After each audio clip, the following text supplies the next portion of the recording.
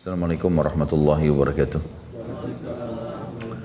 Alhamdulillah, tidak pernah berhenti kita memuji Tuhan kita Allah, satu-satunya pencipta, pemilik, penguasa, semua yang di langit, semua yang di bumi, semua yang di kedalaman lautan, terjangkau atau tidak terjangkau oleh mata manusia. Zat yang maha hidup, maha berdiri sendiri, maha kuat, maha perkasa, zat yang sangat keras siksaannya dan juga rahmatnya sangat luas. Zat yang tidak beranak dan tidak diperanakan dan juga tidak ada sekutu bersamanya dalam setiap kegiatannya. Dan ia telah menggantungkan dengan kemahasempurnaannya segala kebutuhan kita untuk roda kehidupan di muka bumi ini dengan memuji namanya Alhamdulillah. Maka jadikanlah saudaraku seiman kalimat ini selalu membasahi bibir dan lidah kita. Selanjutnya kita panjatkan salam hormat kita penuh dengan cinta dan rindu dan juga ketundukan kepada syariat dan dibawa oleh manusia terbaik, manusia yang paling sempurna jarum nasabnya, fisiknya dan ilmunya, manusia yang paling layak dijadikan sebagai suri tauladan. Menciplak hidup manusia terbaik ini akan membawa kepada kebahagiaan, ketentraman hidup, karena pasti akan mendapatkan solusi terbaik dari setiap masalah di dunia ini dan juga akan menang dari musuh-musuh. Semua itu karena sesuai dengan pilihan dan perintah Sang Pencipta Allah.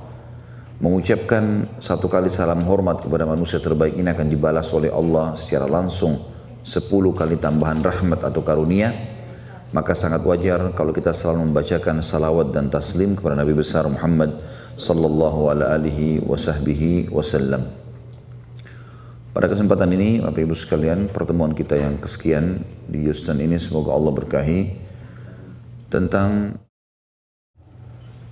ilmu adalah jalan menuju ke surga. Banyak di antara kaum muslimin yang tidak peduli dengan ilmu agama atau mungkin kurang peduli. Mereka menganggap ilmu agama itu cukup sebatas mengenal sholat, selesai. Atau mungkin bahkan yang sering kita lihat fenomena di masyarakat kita, ada persepsi dan pemahaman kalau belajar ilmu agama terpuruk atau mungkin tidak akan mendapatkan jabatan secara duniawi, susah bekerja, susah untuk menjadi orang kaya, susah memiliki kedudukan di masyarakat. Terbukti bahwasanya banyaknya masyarakat muslim di Indonesia tidak memilih untuk memasukkan anak mereka di pesantren misalnya. Mereka lebih terfikir untuk memasukkan ke jurusan umum. Nanti kalau tidak lulus, baru dilarikan ke pesantren. Dan pesantren selalu berhubungan sekali tanda kutip di sini dengan kesan tempat pelarian orang-orang yang tidak berhasil, orang yang nakal, tempat yang buruk. Dan itu terbukti. Karena nanti kalau tidak lolos di sekolah negeri baru kemudian masuk ke pesantren. Kalau anaknya nakal sekali, pesantrenin aja. Jadi seakan-akan pesantren itu yang di dalamnya diajarkan tentang sholat 5 waktu on time. Saya pernah melalui masa pesantren di salah satu pesantren di Indonesia, di kota Makassar pada saat itu. Azan kita dibangunin untuk sholat kalau lagi tidur. Bahkan sebelumnya, dan diwajibkan bahkan dihukum santri yang tidak ke masjid. Bukankah itu sesuatu yang baik dalam pendidikan jiwa?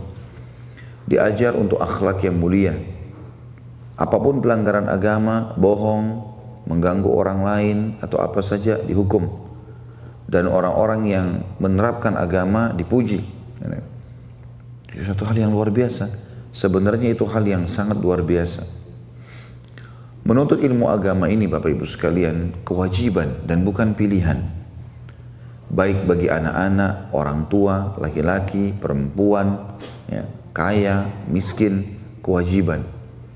Sementara menuntut ilmu yang sifatnya umum, duniawi selain ilmu syar'i, itu adalah pilihan, bukan kewajiban.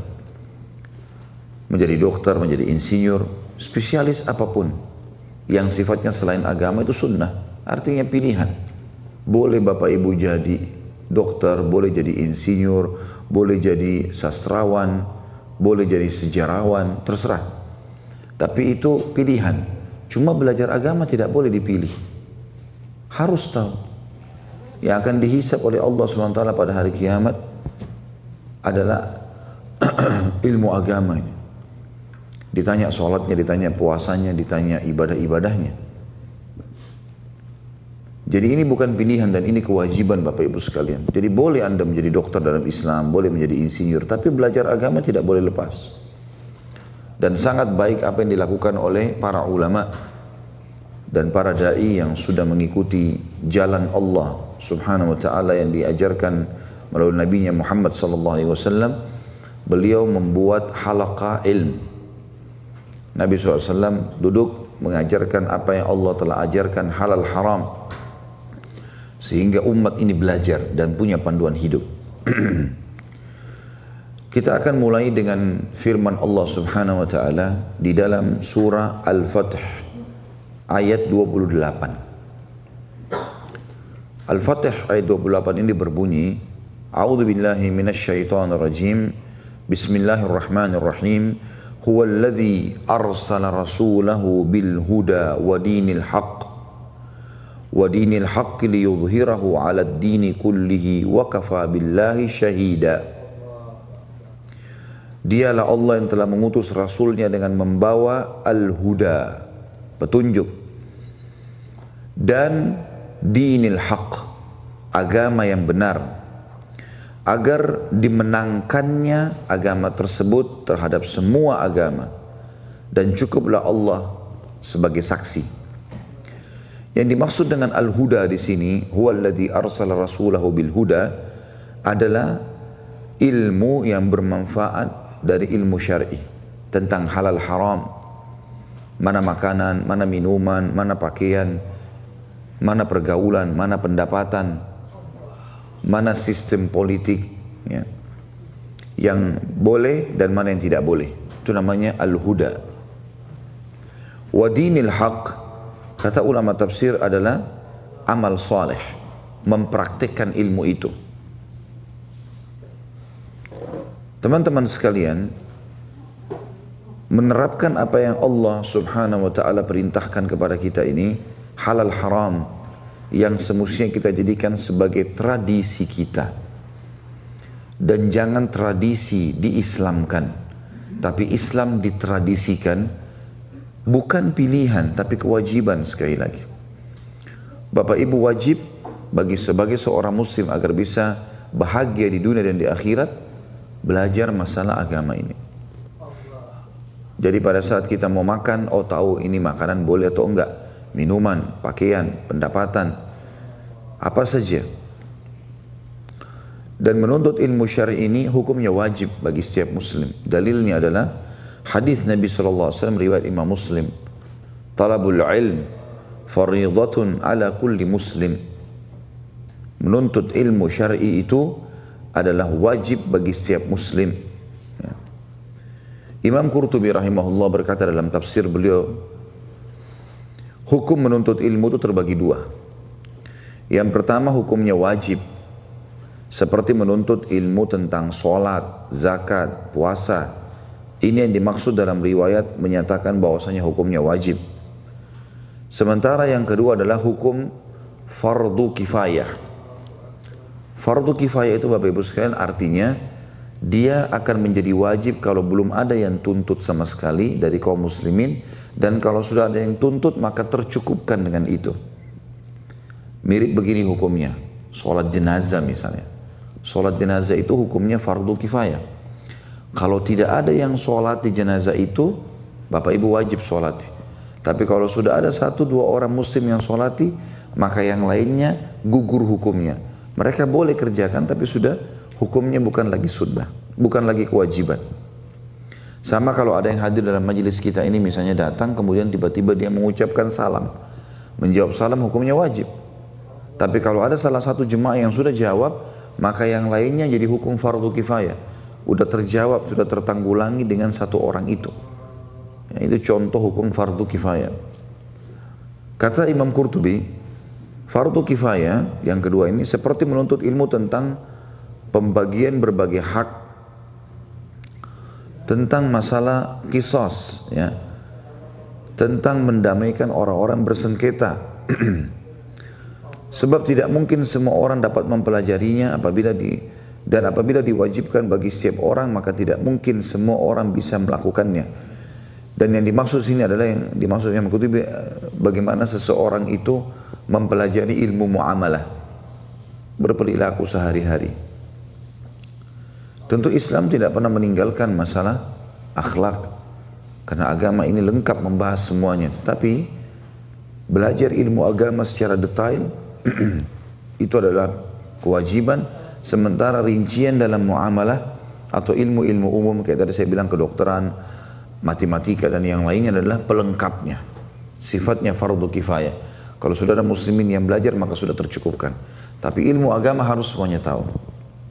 Subhanallah, saya dapat informasi dari salah satu negara yang sangat baik untuk dijadikan sebagai contoh adalah Mauritania di Afrika.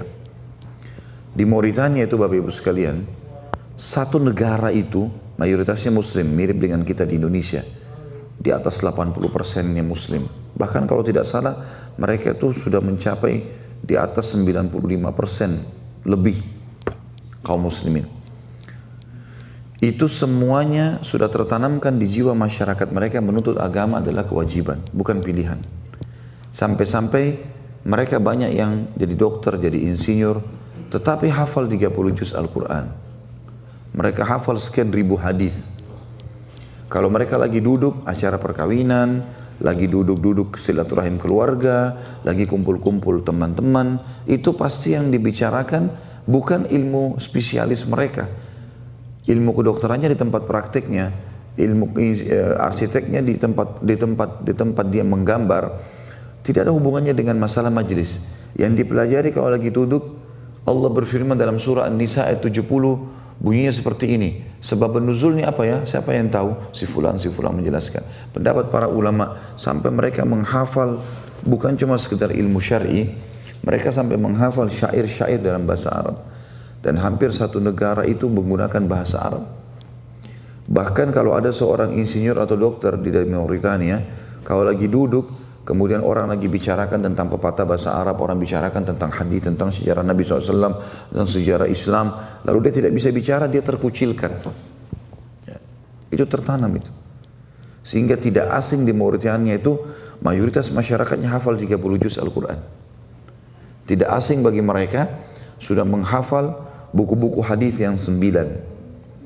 Jadi ada 9 buku hadis induk. Bukhari, Muslim, Abu Dawud, Tirmidzi, Ibnu Majah, Nasai, Ahmad, Musnad Imam Ahmad, Muwatta Imam Malik, Sunan Darimi. Itu sudah tidak asing lagi. Pembicaraan mereka sehari-hari kalau ketemu masalah itu. Begitu juga dengan di Madinah, di Mekah. Bapak Ibu tahu kalau orang-orang di sana penduduk bertemu, begitu dia ketemu paling pertama ditanya, kalau ketanya anaknya berapa? Anak saya 3. Sudah berapa juz yang dihafal? Pertanyaan pertama itu. Bukan sekolah di mana. Bukan yang dikatakan cantik atau gagahnya. Sudah berapa juz Al-Quran yang dihafal? Juga yang ditanya, ya, dia sudah pernah menyelesaikan kitab apa? Masih SD ditanya. Sudah selesai belum bahas kitab ini? Kitab itu, ya. Jadi betul-betul penanaman agama. Kalau Bapak Ibu dengar tokoh-tokoh Islam yang sukses, kalau sahabat sudah pasti itu. Tapi saya ambil misalnya Sultan Muhammad Al-Fatih, yang terkenal sekali, umurnya 25 tahun, dialah yang mendapatkan keutamaan hadis baginda Nabi SAW yang berbunyi, kalian pasti akan membebaskan Konstantinopel, Konstantinia yang ada di Turki bagian Eropa. Dulu bentengnya Romawi di sana. Dan ketahuilah, sebaik-baik pasukan nanti yang akan menyerang dan membebaskan adalah sebaik-baik pasukan, sebaik-baik pemimpin-pemimpinnya, sebaik-baik prajurit-prajuritnya. Semenjak hadis ini disebutkan, para sahabat saja berusaha berlumba-lumba untuk menembus benteng Konstantinopel, sampai Abu Ayyub Al-Ansari radhiyallahu anhu yang umurnya sudah mencapai waktu itu 100 tahun masih tetap ikut berperang. Dan dia waktu sakit keras sebelum tiba di depan benteng Konstantinopel, dia menitip pesan agar jangan dikubur jenazahnya kecuali di depan benteng Konstantinopel. Di zaman kerajaan Umayyah di zaman Khalifah Yazid ibn Muawiyah. Tapi subhanallah belum juga tembus, dan tembusnya itu pada tahun 1453 Masehi. Setelah banyak sekali khalifah yang berusaha, di zaman Yazid diusahakan untuk diserang, di zaman beberapa khalifah Umayyah, Abbasiyah selalu berusaha, Ottoman juga berusaha tapi tidak pernah tembus. Nanti di zaman orang ini Muhammad Al-Fatih baru tembus, dan Nabi SAW memberikan predikat kebaikan, bahwasanya sebaik-baik pemimpin pada saat itu, orang itu sangat saleh dan sebaik-baik prajurit-prajuritnya. Muhammad Al-Fatih ini waktu menembus Konstantinopel umurnya 25 tahun. Dan semua ulama sepakat, hampir semuanya sepakat yang memang mempelajari tentang kisah hidup beliau, kok bisa dia mendapatkan keutamaan hadis itu? Bahkan melampaui para tabi'in dan para ulama-ulama sebelumnya. Ternyata karena ilmu syar'i yang dia pelajari. Anak ini dari kecil oleh Sultan Murad ayahnya dipanggilkan para ulama-ulama besar, lalu disuruh ajarkan agama dari kecil. Sehingga dia belum 6 tahun sudah hafal 30 juz Al-Quran. Kemudian juga belum mencapai umur 15 tahun dia sudah menghafal Sahih Bukhari, Sahih Muslim. Ini ribuan hadis. Bahkan menghafal 6 buku hadis. Kemudian dia juga sudah tidak asing mengenal sejarah para sahabat, sehingga pada saat mencapai umur 20 tahun saja dia sudah menjadi ulamanya muslimin. Dan dengan ilmu syar'i yang dia punya, akhirnya menjadi ahli ibadah yang sangat bagus dan menembus benteng Konstantinopel. Ilmu syar'i Bapak Ibu sekalian jangan dianggap remeh. Saya berharap Bapak Ibu di sini punya semangat untuk membentuk sekolah Islam, sekolah yang baik, mengajarkan kepada kaum muslimin, terutama generasi muda kita. Mungkin Bapak Ibu yang datang dari Indonesia masih punya bekal, tapi generasi kita yang datang sekarang tinggal di Amerika ini bagaimana? Belum pergaulan mereka yang bebas di luar sana. Di Indonesia saja kita takut, apalagi kalau sudah di sini namanya Amerika. Gitu. Saya yakin Bapak Ibu lebih tahu dari saya. Maka kalau tidak dibekali dengan ilmu agama yang benar, ini justru masalah. Ya.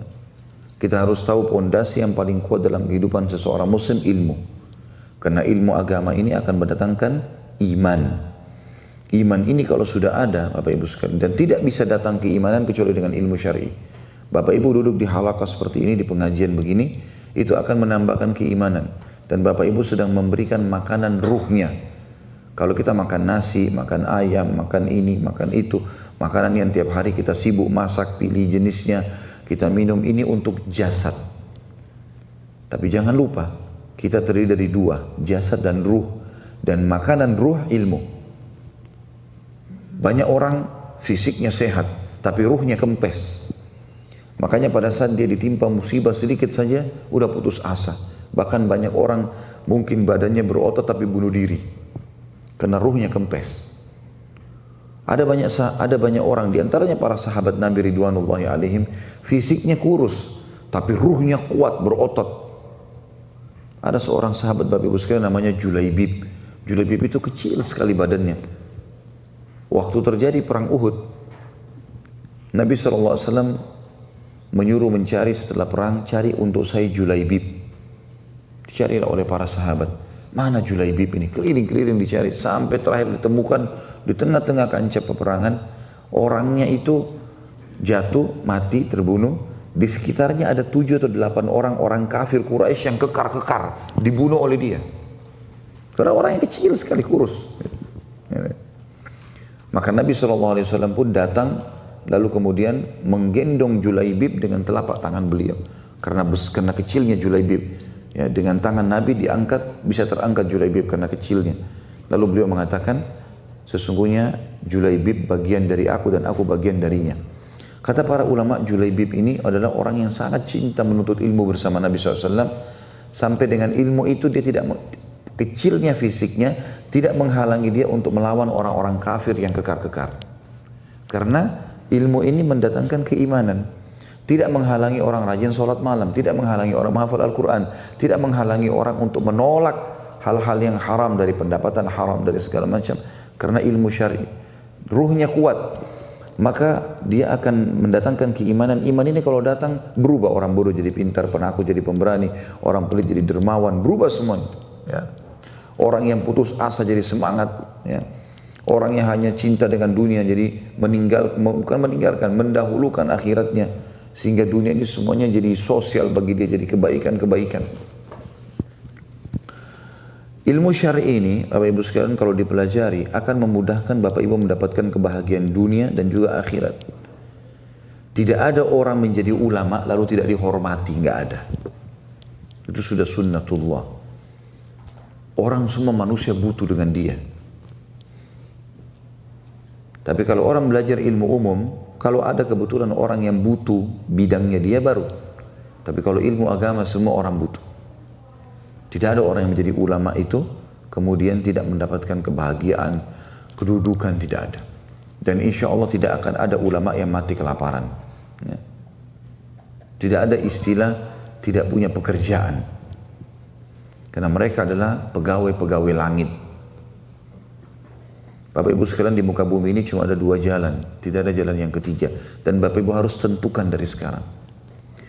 Yang pertama jalan yang benar. Jalannya Allah, Sang Pencipta.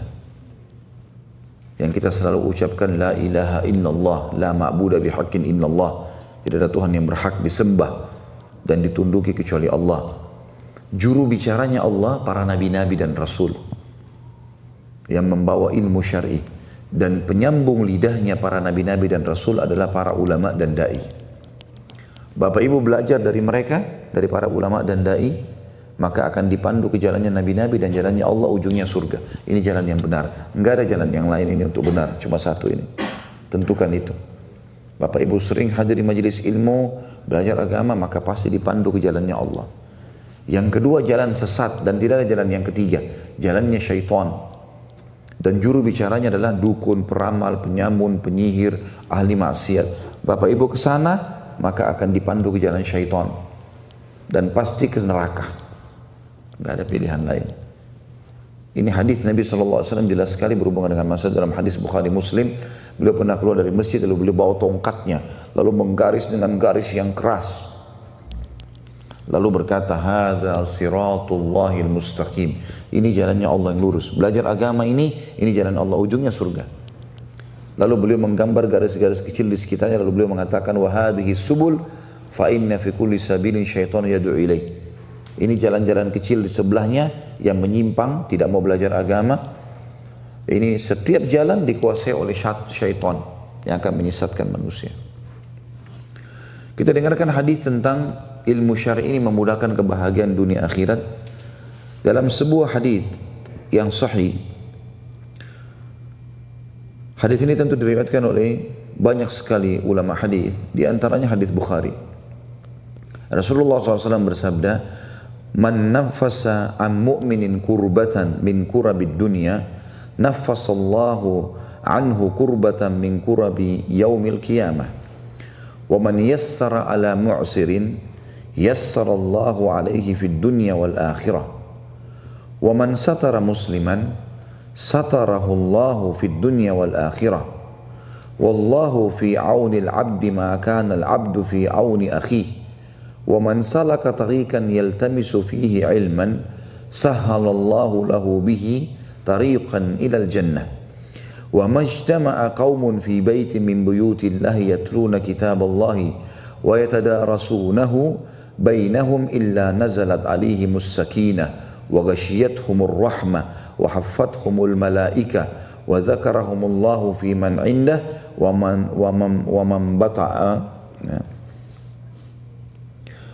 man batta'a bihi 'amalu lam yusri' bihi nasabu. Artinya, barang siapa yang melapangkan satu kesusahan dunia dari seorang mukmin, ya mungkin saya kasih contoh realitanya kayak di Houston ini sekarang, Bapak Ibu tadi ada saya dengar gotong royong bantu saudaranya muslim tadi yang kena banjir misalnya. Bahkan tadi ada satu jemaah habis Jumat bilang sama saya, ada satu rumah saudara kita orang Indonesia muslim, kita sampai harus bongkar kayu-kayunya, semuanya dibongkar baru dan seperti mau dibangun baru. Kata Nabi SAW, siapa yang melapangkan satu kesusahan, ada masalah yang sedang dihadapi saudara muslim kita, lalu kita keluarkan dari masalah dia itu, kita bantu dengan ide-ide, dengan materi, dengan apa saja, maka Allah akan melapangkan darinya satu kesusahan di hari kiamat. Jadi Allah balas. Nanti ada masalah di akhirat, amalnya kurang, dosanya banyak, apalah segala macam. Allah mudahkan dia keluar.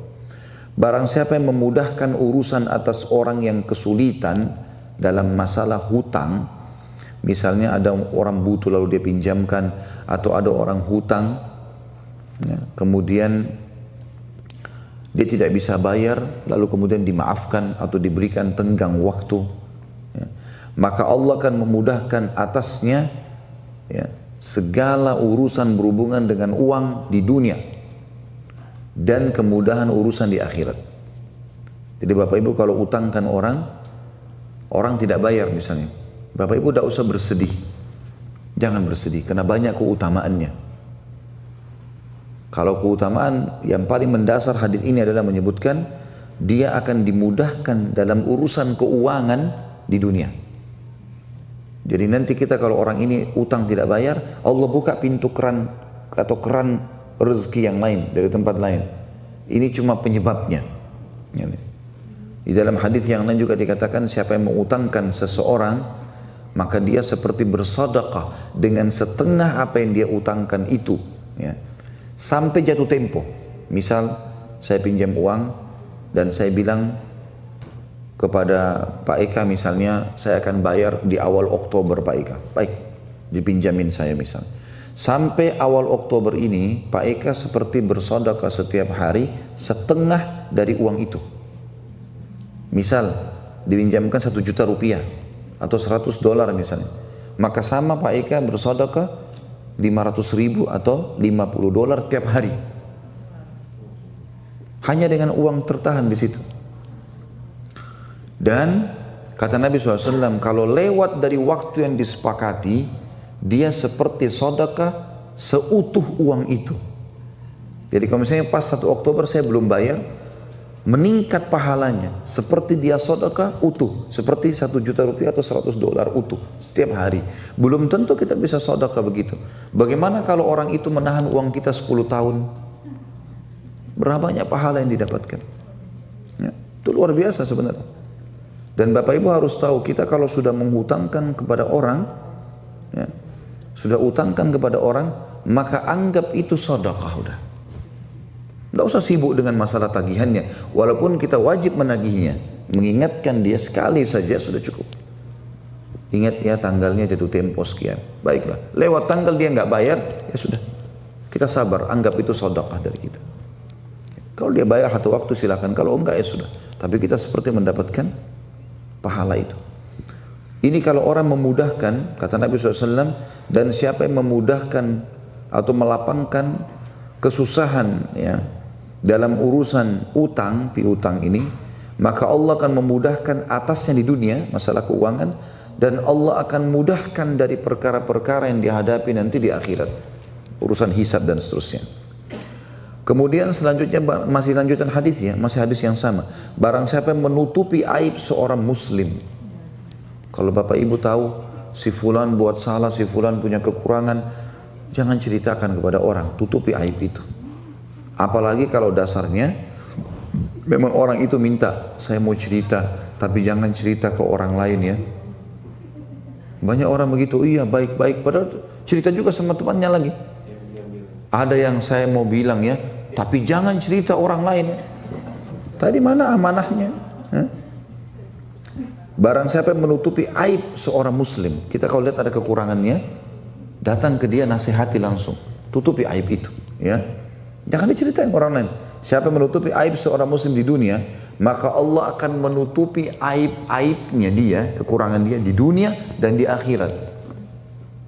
Kita juga nanti kalau punya kekurangan, kita punya aib, Allah tutupi. Gak ada orang tahu. Kuasa Allah karena kita tutupi orang lain. Bapak Ibu harus tahu ya, ilmu syar'i, ilmu agama kita mengajarkan, kalau kita melakukan satu perbuatan, maka balasannya datang yang senilai itu ya, sama. Misal gini, kita buat kebaikan, kita membantu orang hari ini, besok kita dibantu. Kita senyum dengan orang hari ini, besok kita disenyumi. Kita memberi makan hari ini orang, kita akan diberi makan besok. Kita jenguk orang sakit, kita akan dijenguk pada saat kita sakit. Kita bertakziah pada saat orang meninggal, kita akan ditakziah pada saat meninggal. Semuanya pasti. Bapak ibu buat dirinya eksklusif, tidak mau ketemu orang, tidak mau tegur-teguran, tidak mau jenguk orang sakit, maka juga sama nanti terjadi. Tidak ada orang yang mau lihat kita nantinya. Sunnatullah. Kata Nabi SAW, berbaktilah kepada kedua orang tua kalian, Allah akan karuniakan kalian anak-anak yang berbakti pada kalian. Jadi kita bakti sama orang tua, balasannya anak dikasih bakti sama kita. Jagalah kesucian, kemaluan kalian, jangan berzina, Allah akan jaga kesucian, kemaluan pasangan kalian. Kata Nabi SAW dalam hadis lain, al-jaza min jinsil amal. Balasan akan datang sesuai dengan kadar perbuatan seseorang. Dalam hadis lain juga yang sahih kata Nabi SAW, kama tadinu tudan. Sebagaimana kau berperilaku akan datang balasan yang sama. Ini penting. Maka menutupi aib, kekurangan seseorang di dunia. Kalau ada satu kurang kita datang nasihatin dan jangan sebarkan, tutupi aib itu. Maka kita akan ditutupi aib-aib kita di dunia dan juga di akhirat. Lalu kata Nabi SAW, selanjutnya masih hadis yang sama, Allah senantiasa menolong seorang hamba selama hamba tersebut senantiasa menolong saudaranya. Dan semua itu tadi bisa kita lakukan kalau sudah punya ilmu agama. Makanya kata Nabi SAW melanjutkan hadisnya, barang siapa yang meniti suatu jalan mencari ilmu agama. Jadi semua tadi itu kita bisa lakukan perbuatan-perbuatan tadi, menutupi aib, segala macam, membantu, menolong, semua itu akan bisa kalau kita punya ilmu agama. Karena kita sudah punya iman untuk mengerjakannya. Barang siapa yang meniti suatu jalan untuk mencari ilmu agama supaya dia bisa terapkan semua tadi, maka Allah memudahkan untuknya jalan menuju ke surga. Tidaklah satu kaum berkumpul di salah satu rumah Allah atau masjid untuk membaca kitabullah dan mempelajarinya di antara mereka, baik itu belajar baca Al-Quran, belajar tafsir, belajar ilmu agama, termasuk kita sekarang mempelajari ilmu agama ini, berkumpul seperti ini dan pas, alhamdulillah kita di masjid juga, kecuali ketentraman akan turun atas mereka, rahmat meliputi mereka. Rahmat artinya karunia, dan kita tahu dalam bahasa Indonesia pun Bapak Ibu sekalian, karunia itu digunakan kalau sesuatu yang tidak umumnya, tidak mudah orang dapatkan, kayak anak misalnya baru dikatakan dikaruniahi anak, ya. Harta yang melimpah, ilmu yang luas dikatakan dikaruniahi. Kalau cuma makanan yang bisa menghilangkan lapar, minuman yang menghilangkan dahaga, tidak dikatakan saya dikaruniahi oleh orang ini minum, ya. Tapi dikatakan diberikan minum, ya, dapat minum. Karunia ini bahasa tinggi, rahmat bahasa Arabnya. Kecuali rahmat akan meliputi mereka, malaikat mengelilingi mereka, dan kita yakin Bapak Ibu sekalian di masjid ini sekarang penuh dengan malaikat, cuma kita tidak bisa melihatnya. Dalam sebuah hadis yang lain riwayat Bukhari juga, Allah memiliki golongan malaikat yang khusus mencari majelis-majelis ilmu. Lalu kalau ada, mereka saling memanggil satu sama yang lain dan memenuhi tempat tersebut sampai mereka bersambung-sambung ke langit. Malaikat mengelilingi mereka dan Allah menyanjung mereka di tengah para malaikat yang berada di sisinya. Allah memuji. Tuh lihat, hamba-hamba saya si fulan lagi ngumpul di rumah saya tuh. Dan lagi pelajari kitab yang saya turunkan. Di depan para malaikat Allah membangga-banggakan kita. Dan barang siapa yang lambat amalnya, maknanya tidak mau belajar agama sehingga tidak tahu bagaimana cara berbuat ibadah. Yang menghambat ibadah, amal itu karena tidak punya ilmu kan. Mau sholat bagaimana caranya ya, mau ini bagaimana caranya, tidak tahu karena tidak mau belajar. Siapa yang, ya, kata Nabi SAW di sini, yang lambat amalnya karena tidak ada ilmunya, maka tidak dapat dikejar dengan nasabnya. Biar juga dia orang hebat, ya, turunan darah biru lah, atau dia raja, tidak ada gunanya nasabnya, akan terkalahkan dengan ilmu. Ini tentu teman-teman sekalian hadis yang mulia menjelaskan kepada kita tentang kedudukan ilmu. Juga dalam hadis yang lain, hadis panjang juga mirip tadi, ya, hadis sahih riwayat hampir semua ahli sunan meriwayatkan hadis ini.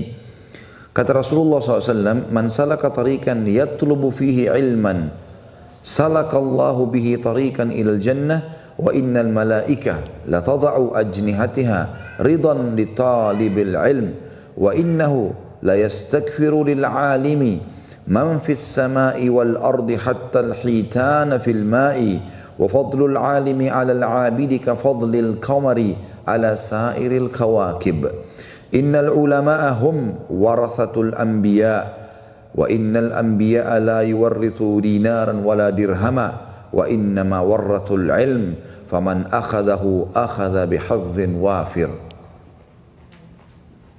Barang siapa yang berjalan menuntut ilmu agama maksudnya, belajar ilmu agama. Barang siapa yang berjalan menuntut ilmu, maka Allah mudahkan jalan menuju ke surga. Karena Bapak Ibu kalau belajar agama jadi tahu mana halal, mana haram, mana boleh, mana enggak boleh, mana perbuatan yang afdal, mana yang mufaddal, ya. Barang siapa yang berjalan menuntut ilmu, maka Allah mudahkan jalannya menuju ke surga. Dan kesungguhnya malaikat akan meletakkan sayapnya, maksudnya melindungi ya, untuk orang yang menuntut ilmu karena ridha dengan apa yang mereka lakukan. Karena ridha dengan apa yang mereka lakukan. Dan sesungguhnya seseorang yang mengajar ilmu, para dai, para ulama, dan ini tentu dengan Bapak Ibu belajar nanti akan bisa sampai pada tingkat itu. Bapak Ibu kalau sudah belajar agama, tiap hari belajar agama, ikutin pengajian, nanti akan tahu hukum dan akan mengajar. Lama-lama orang kalau lagi duduk sama teman-teman kita jadi ceritakan, akhirnya orang jadi bertanya, kita jadi mengajar kepada orang lain. Dikatakan dan sesungguhnya seseorang yang mengajarkan kebaikan atau agama atau para alim, para dai akan dimohonkan ampun oleh makhluk, seluruh makhluk yang ada di langit maupun di bumi sampai ikan-ikan yang ada di air. Sesungguhnya kata Nabi SAW, keutamaan orang yang alim atas orang yang abid. Alim artinya orang yang punya ilmu, belajar ilmu agama. Abid orang yang mau ibadah tapi tidak punya ilmu. Ada orang semangat mau ibadah tapi nggak ada ilmunya. Dan ini berbahaya. Kalau abid tidak punya ilmu berbahaya. Seperti orang mau sholat tapi tidak tahu panduannya, semangat. Mungkin dia sholat 1000 rakaat tapi tidak ada panduan, tidak ada ilmunya. Pernah di zaman Hasan Basri rahimahullah, ada orang habis sholat asar. Ada orang selesai sholat asar, tiba-tiba berdiri sholat lagi sunnah. Sholat lagi sunnah. Ya.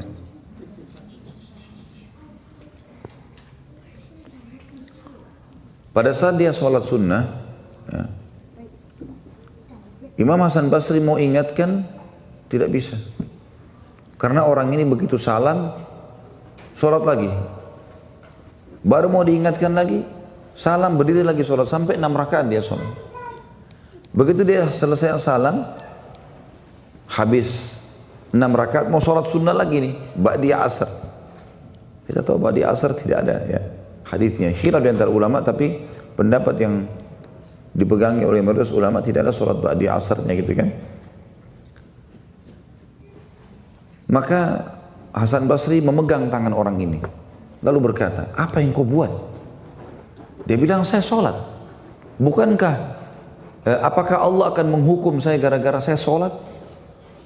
Orang ini suka ibadah, tapi nggak punya ilmu. Apa kata Hasan Basri? Allah tidak hukum kau karena kau sholat, tapi Allah hukum kamu karena kau melakukan sesuatu yang Rasulullah tidak pernah ajarkan. Dari mana ilmunya kau sholat 6 rakaat habis asar itu? Tidak pernah ada. Maka lihat hati-hati dengan orang yang mau ibadah tapi tidak punya ilmu. Kita ibadah dengan ilmu akan tepat. Ya. Kata Nabi SAW, sesungguhnya para perumpamaan atau perbedaan antara seorang alim dan orang abid seperti keutamaan bulan atas seluruh bintang. Kita lihat bulan besar sekali, cahayanya terang. Ada bintang-bintang lain lebih besar tapi kelihatan kecil-kecil. Perumpamaan alim seperti itu tadi, bulan yang terang, dan abid itu para bintang-bintang yang kecil. Dan sesungguhnya para ulama adalah pewaris para nabi. Jadi kedudukannya setelah para nabi-nabi adalah para ulama ini. Dan sesungguhnya para nabi tidak mewariskan dinar dan dirham. Enggak ada nabi-nabi meninggalkan harta. Tapi mereka mewariskan ilmu syar'i. Dan siapa yang mengambil ilmu syar'i dari para nabi-nabi itu, kayak kita dari Nabi Muhammad SAW, maka sungguh ia telah mendapatkan bagian yang paling besar dalam hidupnya. Bagian yang paling besar dalam hidupnya. Ini hadis-hadis yang mulia ini. Hadis yang lain juga Bapak Ibu sekalian tentang masalah ilmu ini, duduknya Bapak Ibu di majelis ilmu seperti ini, kita seperti berada di taman-taman surga. Sebagian ulama bahkan mengatakan, selama seseorang masih di majelis ilmu, dia berada di taman surga secara hakikatnya. Bagaimana Allahu a'lam. Tapi hadis Nabi SAW sangat jelas menjelaskan masalah itu, hadis sahih. Kata Nabi SAW, "Idza marartum bi riyadil jannah farta'u." Qalu ya Rasulullah, "Ma riyadul jannah?" Qala hilaqudz dzikr. Apabila kalian berjalan melewati taman-taman surga, maka mampirlah. Makna yang lain, perbanyaklah mengambil manfaat darinya. Para sahabat bertanya, "Ya Rasulullah, apa yang anda maksudkan dengan taman-taman surga?" Kata Nabi SAW, halaka-halaka zikir. Halaka-halaka zikir. Ya. Yang dimaksud halaka zikir di sini dirincikan oleh seorang tabi'in yang masyhur, namanya Atha bin Abi Rabah rahimahullah, yang wafat tahun 114 Hijriah. Ini murid langsungnya Abdullah bin Umar, sahabat Nabi radhiyallahu anhu majma'in. Terkenal ulamanya tabi'in.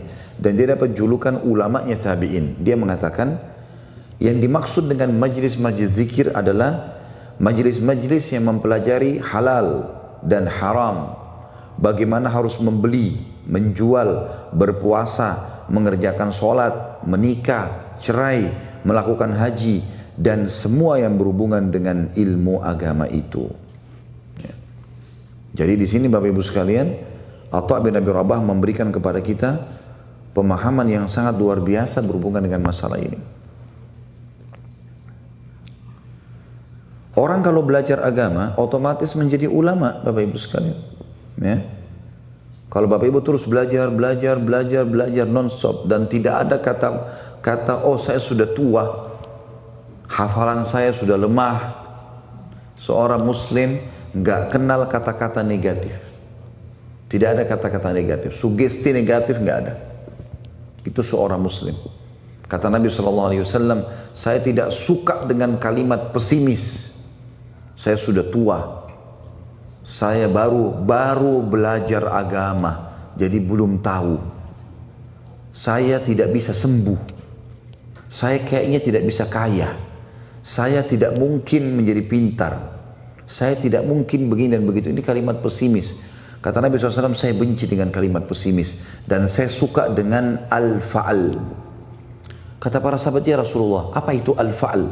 Kata Nabi SAW, kalimat optimis. Saya bisa, saya mampu.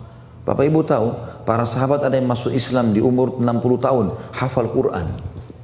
Enggak ada kata-kata tidak bisa. Itu syaitan.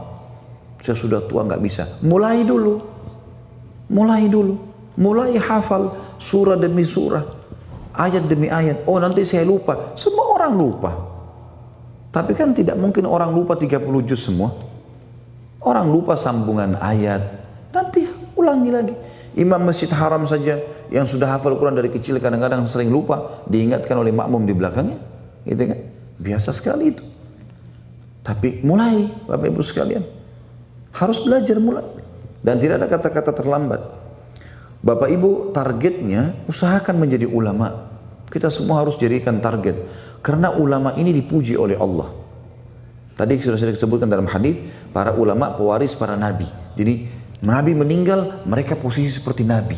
Sangat dekat dengan Allah dan pemandu manusia ke jalan yang benar. Tidak mengenal suku apapun, mau orang bule, mau orang Arab, mau orang Melayu. Pokoknya dia ulama, dia adalah panduan manusia. Bukan panduan semua umat Islam saja, tolak ukur manusia semua. Dan Allah berfirman dalam surah Fatir ayat 28, A'udzu billahi minasyaitonir rajim, innama yakhshallahu innama yakhsyallaha min ibadihil ulama. Innama yakhsyallaha min ibadihil ulama. Sesungguhnya yang takut, tunduk, khusyuk, patuh, ya, cinta kepada Allah hanyalah hamba-hambanya para ulama. Jadi kalau mau Bapak Ibu khusyuk dalam sholat, mau rajin baca Quran, mau rajin, memang harus sampai pada tingkat level itu. Kita selalu belajar agama supaya kita sampai pada tingkat itu.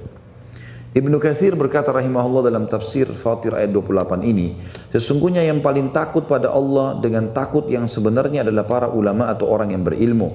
Karena semakin seseorang mengenal Allah yang Maha Agung dengan belajar, yang Maha Mampu, yang Maha Mengetahui, dan dia disifati dengan sifat yang dan nama yang sempurna dan baik, lalu ia mengenal lebih sempurna Tuhannya Allah, maka ia akan lebih memiliki sifat yang takut dan terus, ya, mendakwakan dan meluruskan pemahaman-pemahaman yang salah di tengah-tengah masyarakat atau bertambah sifat takutnya.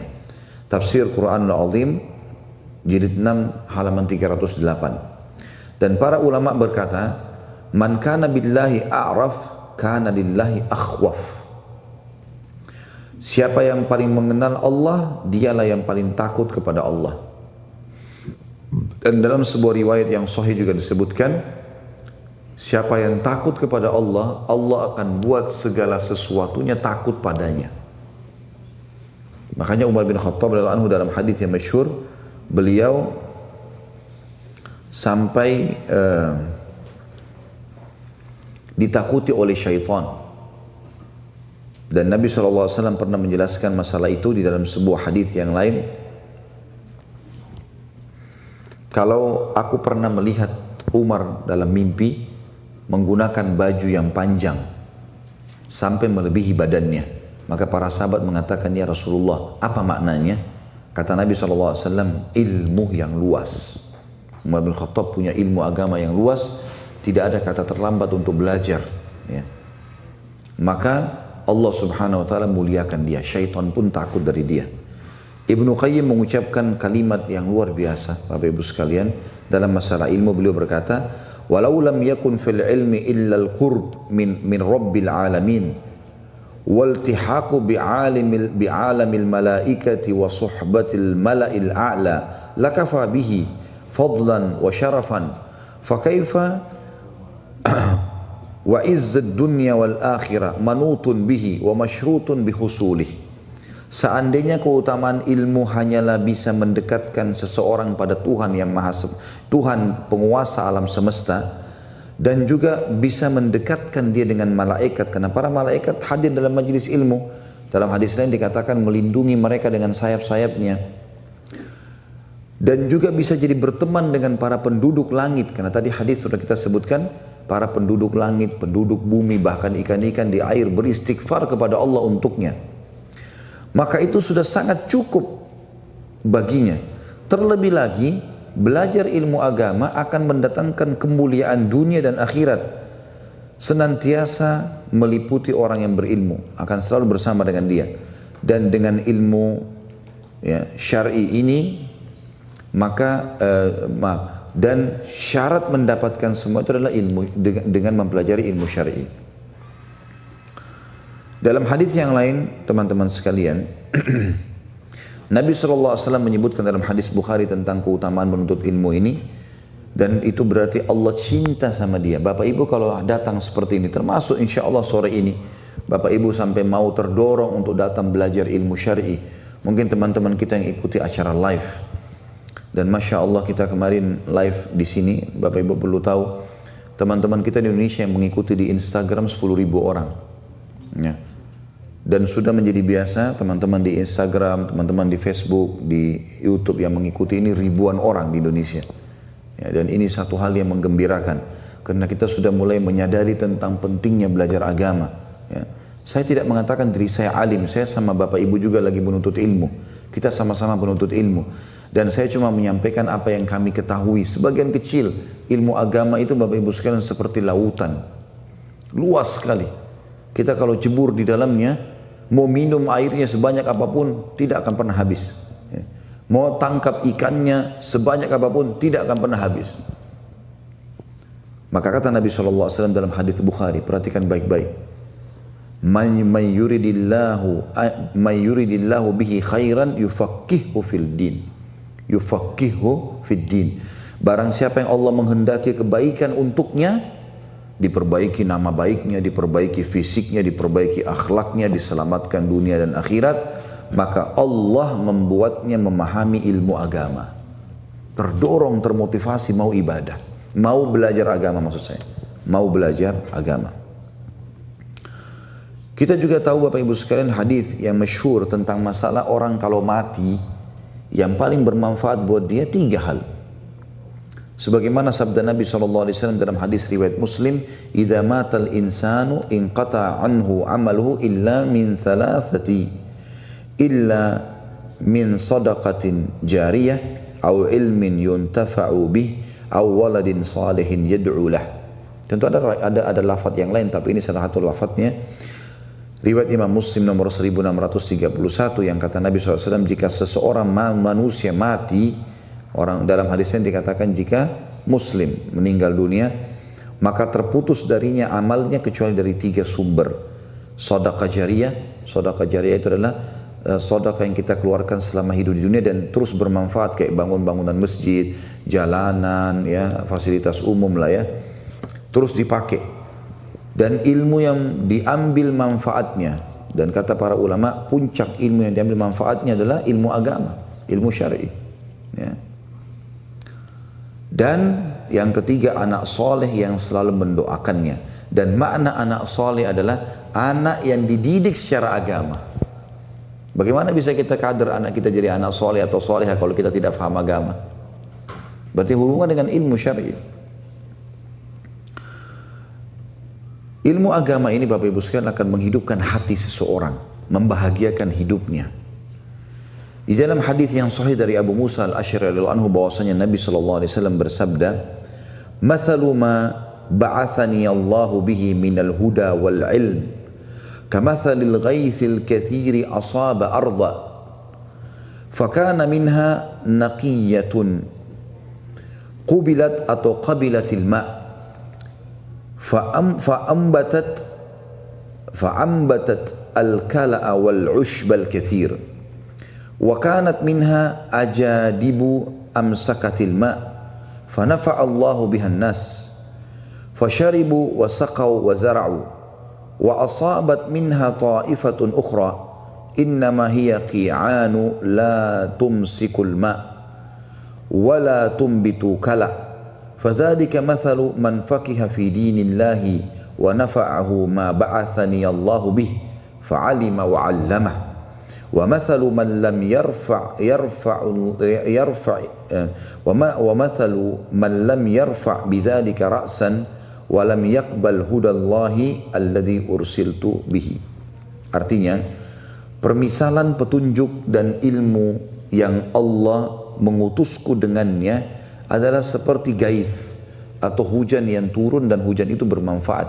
Bukan hujan badai, tapi hujan yang turun gerimis, hujan yang turun di masa selesai transisi musim panas ke musim dingin, yang turunnya nyaman, tidak menyusahkan manusia, tidak membuat banjir. Perimpamaan petunjuk dan ilmu agama yang aku bawa ini, ya, seperti gaith, hujan yang turun yang bermanfaat buat tanah. Maka ada tanah yang baik. Jadi ilmu agama ini semuanya baik. Tapi ada tanah-tanah yang baik. Tanah itu sifatnya bisa menyerap air sehingga menumbuhkan tumbuh-tumbuhan dan rumputan yang banyak.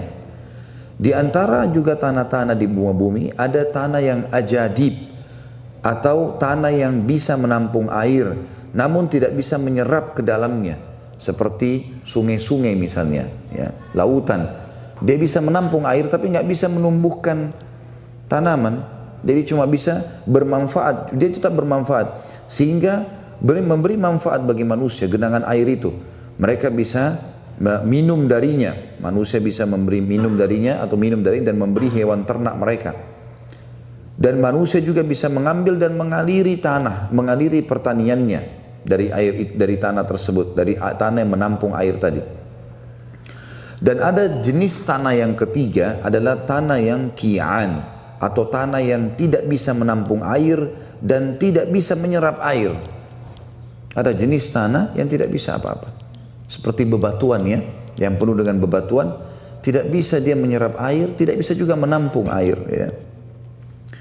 Maka kata Nabi SAW, dan ini tidak ada manfaatnya karena airnya tidak tertampung. Jadi ilmu syar'i seperti hujan, kata Nabi SAW, turun ke muka bumi. Ada 3 jenis tanah. Ada tanah yang bisa menyerap air itu, jadi dia simpan, tumbuhlah tumbuh-tumbuhan di situ. Ada tanah yang tidak bisa menyerap tapi bisa menampung, maka bisa dimanfaatkan airnya oleh manusia. Dan ada juga tanah yang sama sekali nggak bisa nyerap, juga nggak bisa ya menumbuk atau menampung air tersebut. Kata Nabi SAW, inilah permisalan perumpamaan orang yang memahami agama Allah, belajar agama Allah, bermanfaat baginya ajaran yang Allah mengutusku untuk membawanya. Jadi seperti di tanah pertama yang menyerap air itu seperti orang yang betul-betul belajar agama, dia masukkan dalam hidupnya, dia pelajari lalu dia ajarkan ke orang lain, tumbuh-tumbuhan di situ. Dia mengetahui ajaran Allah dan dia mengajarkan kepada orang lain.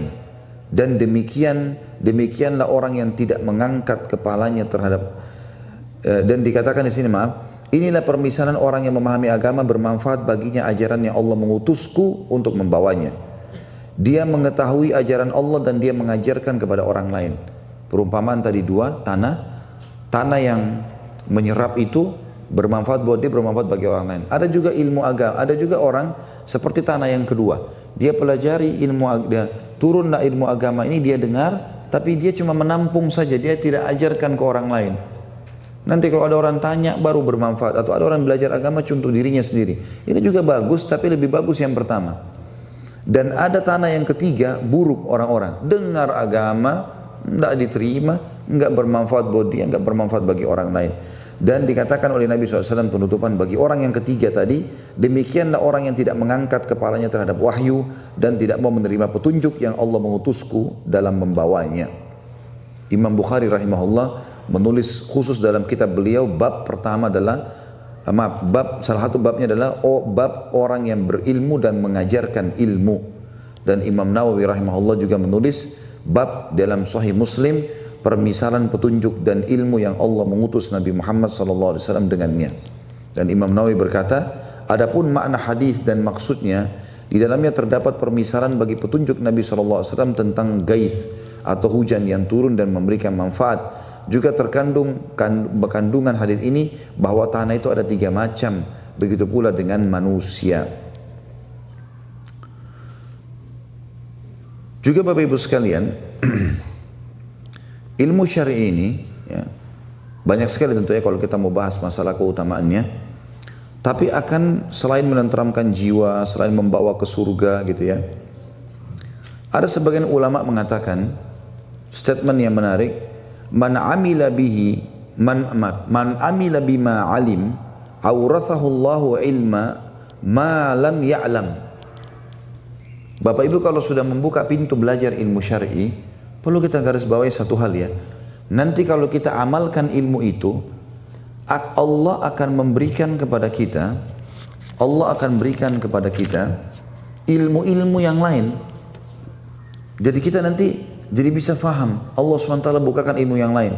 Kata para ulama, siapa yang mengamalkan satu ilmu yang telah ia ilmui, yang telah dia pelajari, maka Allah akan mewariskan kepadanya ilmu yang tidak ia ketahui. Sebagian mereka berkata, thawabul hasanati al hasanatu ba'daha. Balasan dari kebaikan adalah kebaikan selanjutnya. Juga ya, diambil dari firman Allah Subhanahu wa taala statement tersebut yang berbunyi dalam surah Maryam ayat 76, wa yazidullahu alladhina ihtadaw huda, dan Allah akan menambah petunjuk kepada mereka yang telah menjalankan dan mendapatkan petunjuk. Juga dalam firman Allah surah Muhammad, tadi surah Maryam 76, ini surah Muhammad ayat 17, a'udzubillahi minasyaitonir rajim, walladzina ihtadaw zadahum hudan wa atahum taqwahum. Dan orang-orang yang menerima petunjuk, ya, Allah menambah petunjuk kepada mereka dan memberikan balasan ketakwaannya. Tentu banyak sekali ayat-ayat Al-Quran, diantaranya firman Allah SWT juga yang berbunyi, A'udzubillahi minasyaitonirrajim, yarfa'illahu alladhina amanu minkum walladhina utul ilma darajat. Allah mengangkat derajat orang-orang yang beriman diantara kalian dan menuntut ilmu. Nah, derajatnya ditinggikan oleh Allah Subhanahu Wa Taala. Imam Abu Hanifah, teman-teman sekalian, rahimahullah, Imam Abu Hanifah ini adalah seorang ulama yang masyhur, ya, di mana beliau belajar ilmu syar'i di umur 35 tahun, teman-teman. Dan beliau penyebabnya belajar, beliau bilang, gara-gara saya dipermalukan di masjid. Imam Abu Hanifah tanya, bukan orang belajar agama. Dia bilang, saya masuk masjid, ada gerakan dalam sholat saya yang salah. Lalu ditegur oleh seseorang di masjid. Gara-gara teguran tersebut saya jadi malu. Lalu saya mulai belajar agama. Di umur 35 tahun dia baru belajar agama. Dan bisa menjadi ulama, bahkan ulama madhab. Tentu madhab ini ringkasan dari madhaba, ya, ilaihi, atau apa yang telah ditempuh oleh seseorang, gitu ya. Maka dia jadi imam madhab. Dan Imam Ahmad mengatakan, ya, untuk menjadi imam madhab harus minimal menghafal 500.000 hadis. Imam Abu Hanifah rahimahullah di umur 35 tahun baru belajar. Artinya baru mulai menghafal satu hadis, dua hadis. Tapi bisa menjadi ulama madhab. Imam Abu Hanifah termasuk 4 imam madhab kan. Abu Hanifah yang meninggal tahun 150 Hijriah. Kemudian ada Imam Malik yang meninggal 179 Hijriah. Ada Imam Syafi'i 204 dan ada Imam Ahmad 240 sekian meninggal dunia. Ya, ulama 4 madhab ini. Dan Imam Ahmad mengatakan untuk menjadi imam madhab di zaman mereka banyak sekali ulama, ya, banyak sekali ulama, tapi belum menjadi imam madhab. Karena harus hafal minimal 500.000 hadis. Bahkan sebagian ulama mengatakan 500.000 itu harus dia bisa bedakan mana yang sahih, mana yang hasan, mana yang lemah atau dhaif.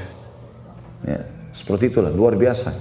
Tapi ini yang kita ambil pelajaran bagaimana Abu Hanifah rahimahullah sama sekali, Bapak Ibu sekalian, tidak merasa putus asa.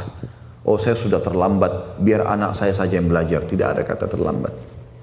Dan sekaligus saya ingatkan teman-teman sekalian, yang kami lakukan di YouTube sekarang itu adalah poin atau upaya, ya, juhud, upaya yang kecil sekali sebenarnya dari upaya yang semestinya kita lakukan yang besar untuk membantu Bapak Ibu sekalian, terutama masyarakat Indonesia dan Melayu secara umum yang mengerti bahasa Indonesia ini, untuk belajar agama lebih dalam. Makanya Bapak Ibu kalau mendownload ceramah-ceramah kami, kalaupun mengikuti sekarang sudah mencapai 700 judul. Alhamdulillah di YouTube ada 700 pengajian, ya, pertemuan, dan itu insya Allah akan terus berlanjut, ya. Dan itu kami muat di web kami di www.khalidbasalamah.com yang logonya warna biru ada tulisan KHB. Itu yang resmi. Bapak Ibu ambil, jangan cuma sekedar ketik Khalid Basalamah muncul kemudian langsung diklik saja. Kalau ceramah-ceramah yang banyak tersebar 7 menit, 15 menit itu potongan dari ceramah induk. Ceramah induknya itu kayak begini 2 jam, 3 jam, gitu kan. Nah itu bisa difilekan, di-download, difilekan, dan ikuti per buku. Misalnya kajian Minhajul Muslim sendiri, download semua. Khalid Basalamah Minhajul Muslim, download semuanya, jadikan kurikulum. Karena kami belum bisa melakukan itu di YouTube, Bapak Ibu sekalian. Karena di YouTube teracak dia, ya. Jadi saya sering ingatkan jemaah untuk melakukan itu sendiri. Download semua Minhajul Muslim, itu ada 600 lembar buku itu. Bapak Ibu bisa belajar pelan-pelan dari bab akidah, dari bab ini, dan tidak usah pikir oh tebal bukunya.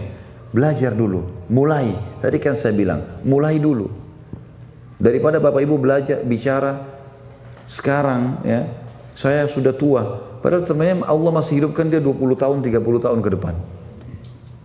Rugi sendiri, ya. Kata Urwah bin Zubair rahimahullah, salah satu ulama tabi'in, ayahnya dia Zubair bin Awam, saya tidak menemukan manusia yang lebih buruk dibandingkan orang tua yang bodoh dari agama. Mana masa mudanya, kenapa dia habiskan pada hal yang kosong ini? Padahal dia tahu dia perlu itu, panduan halal hidup, halal haram hidupnya. Dia tahu fadilah Al-Quran itu bagus, dia tahu hadis itu bagus, tapi kenapa syaitan membisikkan dia, sudahlah kau sudah tua, nanti aja. Sampai kapan ini? Mulai dulu, mulai. Kita bangun tidur malam ngantuk, paksakan masuk kamar mandi wudu, sholat dulu. Kalau setelah 2 rakaat ngantuk sekali istirahat, tapi mulai dulu. Daripada kita selalu menunda-nunda dan mengatakan tidak bisa sampai kapan kita selalu putus asa ini. Ya. Muadz bin Jabal radhiyallahu anhu berkata dalam statement yang mulia, "Ta'allamul ilm, fa inna ta'allumahu laka hasana, wa talabahu ibadah, wa mudzakaratahu tasbih, wal bahthu anhu jihad, wa ta'limahu man la ya'lamuhu sadaqah, wa badlahu li ahlihi kurbah." Kalimat yang mulia, kata beliau, tuntutlah ilmu, belajarlah ilmu syar'i itu, karena mempelajarinya adalah satu pahala, kebaikan untukmu. Mencari ilmu adalah ibadah, saling mengingatkan akan ilmu terhitung tasbih, membahas suatu ilmu adalah jihad, mengajarkan ilmu pada orang lain yang tidak mengetahuinya adalah sedekah, mencurahkan tenaga untuk belajar dari ahlinya adalah suatu pendekatan diri kepada Allah Subhanahu wa taala. Itu perkataan sahabat yang mulia, ya. Tadi Muadz bin Jabal radhiyallahu anhu yang terkenal dai Nabi Muhammad sallallahu alaihi wasallam. Ali bin Abi Thalib radhiyallahu anhu juga berkata, "Al-ilmu khairum minal mal. Al-ilmu yahrusuka wa anta tahrusul mal. Wal malu tunkisuhun nafaqah wal ilmu yazku bil infaq." Ilmu agama itu lebih baik daripada harta. Ilmu akan selalu menjagamu supaya kau tidak terjerumus pada yang haram. Sedangkan harta meski engkau yang menjaganya. Ya, kalau ilmu menjaga kita, kalau harta kita yang jaga dia. Harta akan berkurang ketika dikeluarkan, namun ilmu malah bertambah ketika diajarkan. Statement yang luar biasa. Ini sahabat Nabi. Kemudian Abdullah bin Umar radhiyallahu anhu juga berkata, "Majlisu fiqhin khairum min ibadati sittina sana." Ini luar biasa. Majlis ilmu itu lebih baik daripada ibadah 60 tahun lamanya. Kata Abdullah bin Umar, sahabat Nabi yang bilang ini. Ya. Sekali hadir di majlis ilmu, sehingga bapak ibu dapat panduan hidup seperti ini dulu 2 jam, itu lebih baik daripada ibadah 60 tahun tapi tidak punya ilmu. Imam Syafi'i rahimahullah berkata, "Man la yuhibbul ilma la khaira fi." Siapa yang tidak mencintai ilmu agama dan tidak mau mempelajarinya, tidak ada kebaikan padanya. Makna tidak ada kebaikan, tidak usah berteman. Enggak ada gunanya orang itu. Tapi maksudnya kalau dia belajar agama, ada ilmu agamanya, kita bisa bertanya kalau tidak tahu, maka itu kebaikan banyak padanya. Imam Syafi'i juga berkata rahimahullah, "Talabul ilmi afdala min salatin nafilah." Menuntut ilmu syar'i itu lebih utama daripada salat sunnah. Dalam statement lain Imam Syafi'i juga berkata, "Laisa ba'dal fara'idhi afdalu min talabil ilm."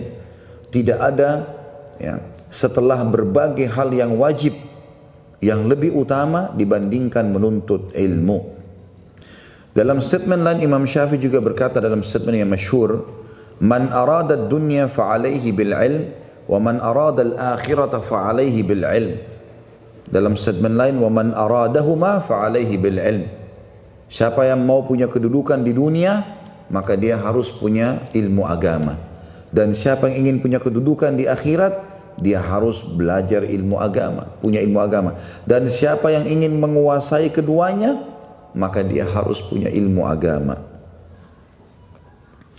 Allah Subhanahu wa taala berfirman tentang masalah tersebut dalam surah Asy-Syura ayat 20. A'udzu billahi minasyaitonir rajim. Man kana yuridu harthal akhirati nazid lahu fi harthihi wa man kana yuridu harthad dunya nu'tihi minha wa ma lahu fil akhirati min nasib. Barang siapa yang menghendaki keuntungan di akhirat, akan kami tambah keuntungan itu baginya. Kata ulama tafsir, maksudnya menuntut ilmu agama sehingga akhirat yang dia kejar, dunia ditunggangi untuk akhirat. Maka kami akan tambah keuntungannya di dunia dan di akhirat. Dan barang siapa yang cuma mengejar keuntungan dunia, kata ulama tafsir adalah mempelajari ilmu-ilmu umum saja, tidak belajar ilmu agama, maka tidak ada bagian baginya di akhirat. Dan sebagai penutup Bapak Ibu sekalian, tuntutlah ilmu syar'i karena Allah. Jangan untuk berbangga-bangga di depan para ulama, menyaingi mereka. Jangan karena riya, hanya untuk dipuji-puji, dikatakan oh ini orang alim, ini orang pintar. Tapi tuntutlah ilmu karena Allah yang perintahkan dan Rasulnya Muhammad SAW, dan juga untuk kebutuhan kita amalkan dan kita ajarkan ke orang lain supaya jadi pahala dan amal jariah.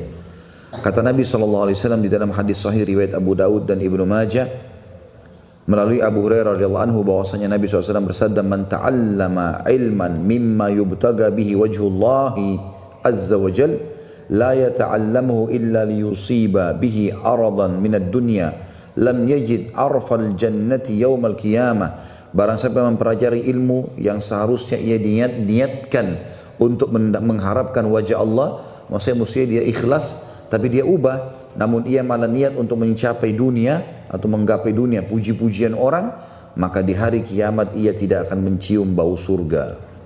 Ya. Tentu di sini kita harus pahami Bapak Ibu sekalian, kalau kita disuruh untuk ikhlaskan niat. Dan Nabi Muhammad SAW sangat gembira dengan para penuntut ilmu, sampai-sampai beliau berkata setiap ada orang datang mau belajar ilmu, marhaban bi talabatil ilm, selamat datang para penuntut ilmu. Ya, tentu kalau kita mau bahas ini Bapak Ibu sekalian panjang sekali. Ya, tapi ini sedikit dari keutamaan ilmu. Kalau kita mau bahas sampai ada buku yang saya milikin itu dua kitab tebal Bapak Ibu sekalian. Tebalnya itu mencapai sekitar 300-400 lembar, satu kitab 2 jilid. Khusus keutamaan ilmu, ya, keutamaan penuntut ilmu, keutamaan para pengajar dan ulama. Dengan dalil-dalil yang sangat banyak. 2 buku, 2 kitab tebal. Luar biasa gitu ya. Ini mungkin sekelumit saja dari apa yang kita dapatkan. Minimal bisa menjadi motivasi buat Bapak Ibu untuk belajar ilmu syar'i.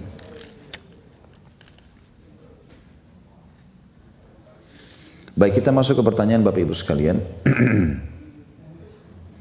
Mohon dijelaskan sejarah kodifikasi Al-Quran dan hadis serta perbedaan antara keduanya.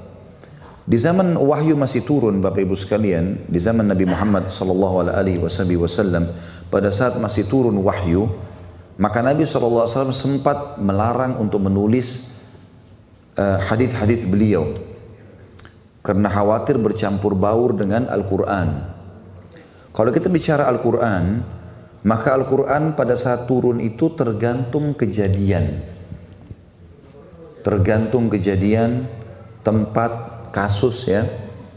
Seperti misalnya kita tahu awal ayat yang turun kepada baginda Nabi SAW, Iqra bismi rabbikal ladzi khalaq.